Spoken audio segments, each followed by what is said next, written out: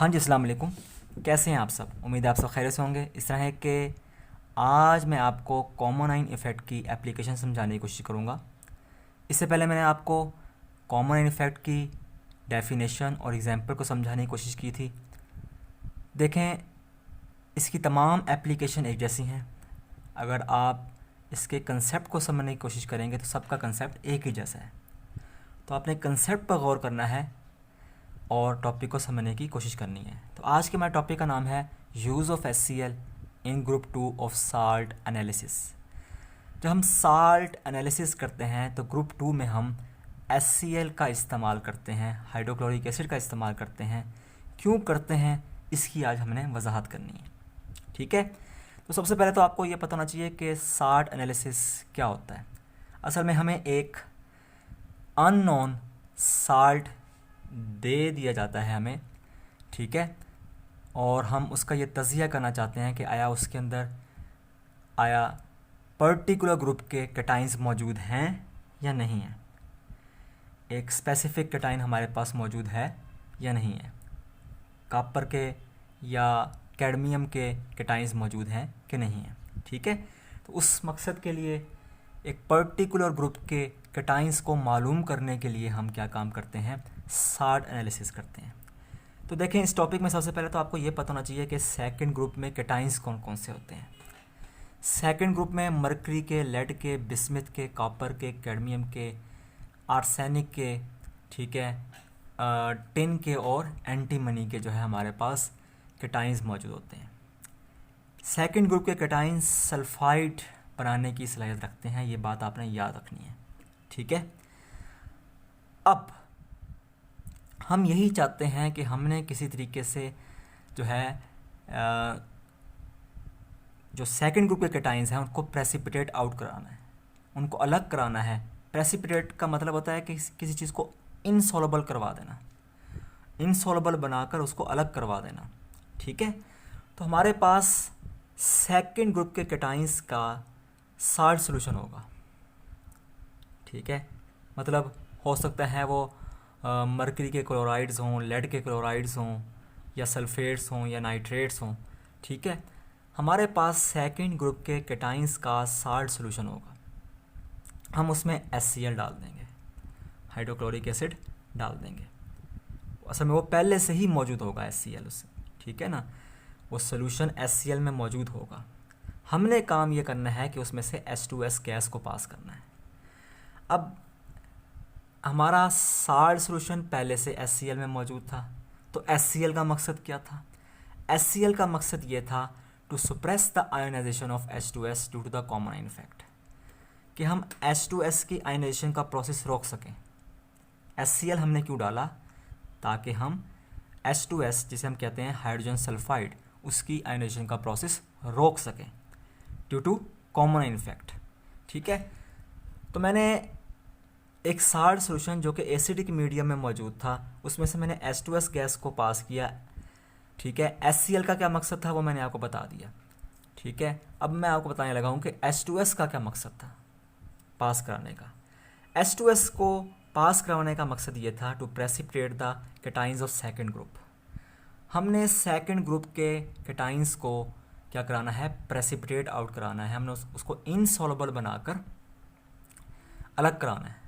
क्योंकि हो सकता है मेरे पास जो साल्ट सॉल्यूशन हो उसके अंदर किसी और ग्रुप के भी कैटाइंस मौजूद हों। ठीक है ना, तो मैंने H2S गैस इस वजह से पास की कि क्या हो, वो H2S गैस सेकंड ग्रुप के कैटाइंस को प्रेसिपिटेट आउट करवा दे, इनसॉल्युबल बनाकर अलग करवा दे। तो आपको दोनों का मकसद पता लग गया होगा कि H2S गैस का मकसद क्या है, कि कैटाइंस को हमने प्रेसिपिटेट आउट करवाना है, और HCl का मकसद क्या है कि मैंने H2S गैस के आयनाइजेशन प्रोसेस को सुप्रेस करना है, डिक्रीज़ करना है। तो रिएक्शन क्या हो रहा होगा, देखिए H2S गैस आयनाइज हो रही होगी। ठीक है, इसी साल्ट सॉल्यूशन के अंदर जाकर H+ आयन और ये जो हमारे पास सल्फ़र के आयन्स हैं आपको नज़र आ रहे होंगे। ठीक है, सल्फाइड्स की सूरत में, जिसे ऑक्सीडेशन नंबर क्या है, 2-।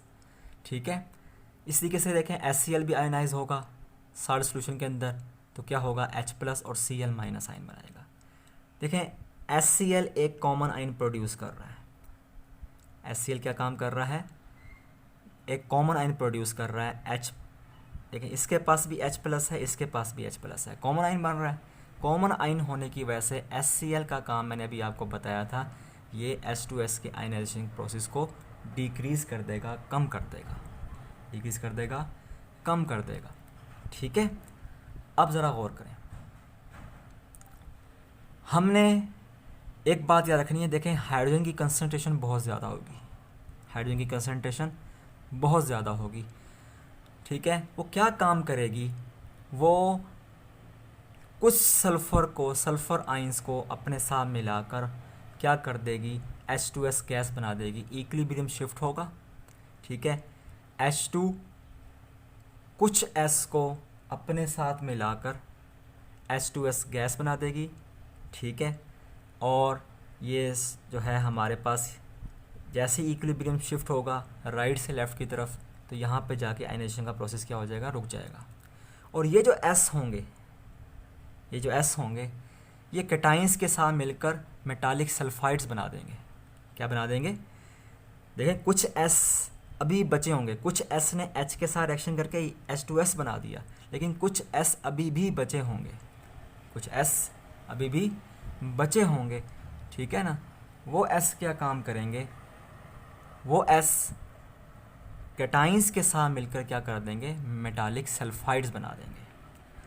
ठीक है, तो देखें इसमें आपने एक बात याद रखनी है कि चाहे ग्रुप 2 के कैटाइंस हों, चाहे ग्रुप 4 के कैटाइंस हों, ये सल्फ़र के साथ मिलकर सल्फाइड्स बनाते हैं। ठीक है, चाहे ग्रुप 2 के कैटाइंस हों, चाहे ग्रुप 4 के कैटाइंस हों, ये दोनों ही क्या काम करते हैं, सल्फ़र के साथ मिलकर सल्फाइड्स बनाते हैं। लेकिन जो ग्रुप 2 के कैटाइंस होते हैं, ये स्प्रिंगली सॉल्युबल होते हैं, कुछ हद तक, बिल्कुल बहुत कम हद तक। ठीक है, तो ये ज़्यादातर इनसॉल्युबल होते हैं। मगर जो है हमारे पास जो ग्रुप 4 के जो कैटाइंस होते हैं, इनके जो सल्फाइड्स होते हैं, ये फेयरली सॉल्युबल होते हैं, मुनासिब हद तक क्या होते हैं, ये हल हो जाते हैं। तो मैंने जैसे ही hydrogen gas H2S gas pass की, तो क्या हुआ,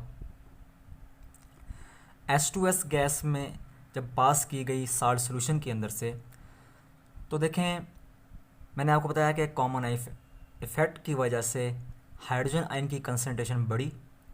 ठीक है, हाइड्रोजन आयन की कंसंट्रेशन बढ़ने की वजह से हाइड्रोजन आयन ने कुछ सल्फ़र को अपने साथ मिलाकर वापस क्या कर दिया, H2S गैस बना दी, और यहाँ जाकर रिएक्शन आयोनाइजेशन का प्रोसेस सुप्रेस हो गया। मगर ये जो यहाँ पर कुछ ना कुछ सल्फ़र मौजूद थी, जिसने क्या काम किया, कैटाइंस के साथ मिलकर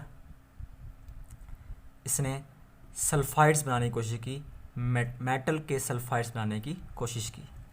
अब दो किस्म के सल्फाइड हमारे पास बन सकते हैं, ग्रुप 2 के कैटाइंस भी सल्फाइड बनाते हैं, ग्रुप 4 के कैटाइंस भी सल्फाइड बनाते हैं। लेकिन इसकी निशानी ये होगी कि जो ग्रुप 2 के कैटाइंस होंगे वो इनसॉल्युबल रहेंगे, वो सॉल्यूशन में इनसॉल्युबल रहेंगे, वो प्रेसिपिटेट आउट हो जाएंगे।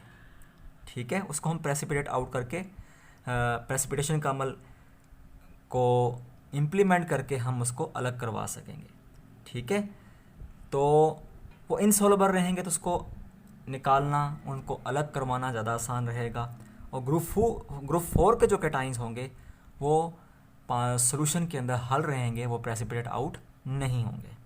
तो आई थिंक आपको ये टॉपिक समझ आ चुका होगा, जिसमें हमने सबसे पहले ये देखा कि ग्रुप 2 के कैटाइंस कौन कौन से होते हैं। फिर हमारे पास एक साल्ट सॉल्यूशन मौजूद था जो कि एसिडिक मीडिया में था। ठीक है, उसमें से हमने H2S गैस पास की, तो HCl क्यों पास उसमें डाला गया, ताकि H2S गैस का आयनाइजेशन का प्रोसेस रोका जा सके। और H2S गैस को क्यों पास किया गया, ताकि हम सेकंड ग्रुप के कैटाइंस को प्रेसिपिटेट करवा सकें। ठीक है, अगर आपको नज़र आ रहा हो यहाँ पर दो चीज़ें रिएक्शन आयोनाइज हो रही हैं, एक H2S गैस और एक HCl।